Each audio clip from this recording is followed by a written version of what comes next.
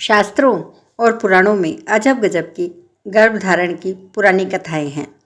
आज test tube baby, IVF और surrogacy तकनीक से निसंतान दंपतियों को संतान का सुख मिल रहा है, लेकिन शास्त्रों और पुराणों में जो कथाएं मिलती हैं उनसे यह साबित होता है कि उन दिनों में भी इस प्रकार की तकनीक आज से कहीं आगे ही रही होगी। हमारे धार्मिक ग्रंथों में ऐसी बहुत सी कथाएं मिलती हैं जिनको पढ़कर आज के ज़माने में यकीन करना मुश्किल होगा कि पहले भी इतनी ज़्यादा टेक्निक आगे थी।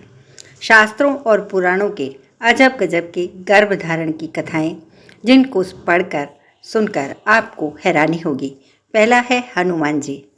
रामायण में एक कथा है कि कथा में हनुमान जी समुद्र में पूंछ लगी आग बुझाने गए तो उनके शरीर से पसीना गिरा और एक मछली उस पसीने को पी गई। काफ़ी समय बाद हनुमान जी को पता चला कि उनके पसीने को पीने से एक मछली गर्भवती हो गई और उनका एक पुत्र पैदा हुआ जिसका नाम मकरध्वज था। शास्त्रों और पुराणों में अजब गजब की अनेक ऐसी कहानियाँ हैं।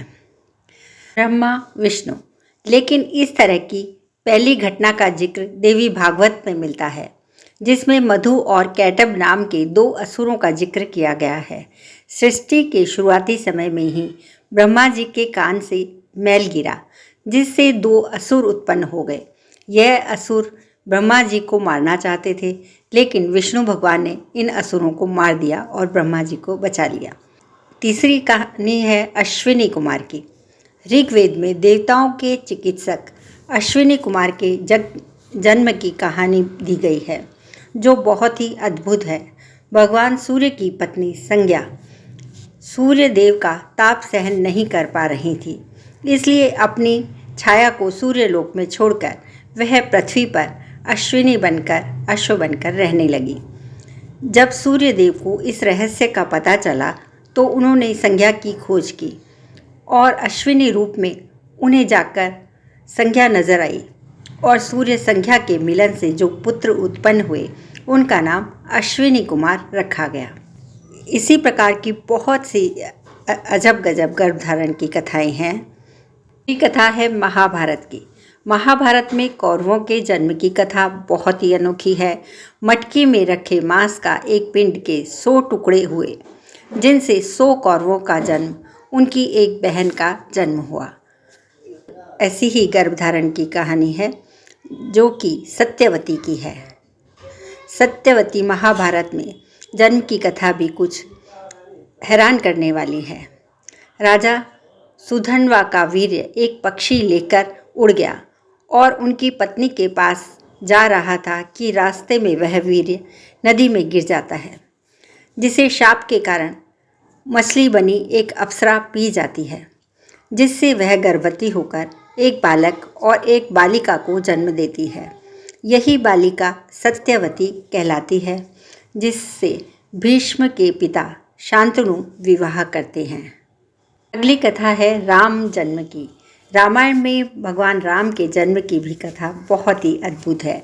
इसमें जिक्र आया है कि दशरथ जी ने एक यज्ञ का आयोजन किया। इस यज्ञ के अंत में देवता प्रकट हुए और दशरथ जी के हाथों में खीर दिया। इस खीर को खाने से दशरथ जी की तीनों पत्नियां गर्भवती हुई और राम, लक्ष्मण, भरत, शत्रुघ्न का जन्म हुआ। कुछ कथाओं में ऐसा भी जिक्र आता है कि खीर के बर्तन को कौवा लेकर उड़ गया और अंजनी की गोद में गिरा दिया। इस बर्तन में लगी खीर को खाने से अंजनी के पुत्र हनुमान जी का जन्म हुआ। यह थी गर्भधारण की बहुत ही अजब गजब अभी जो विज्ञान है उससे भी ज़्यादा पहले विज्ञान विकसित था। अभी का विज्ञान इसके सामने कुछ नहीं है। अभी तो बहुत खोजना बाकी है। तो यह कहानियाँ आपको पसंद आई होंगी। यदि आप चैनल पर पहली बार आए हैं तो चैनल को सब्सक्राइब ज़रूर करें और बेल बटन भी प्रेस कर दें। आप सभी का बहुत बहुत धन्यवाद।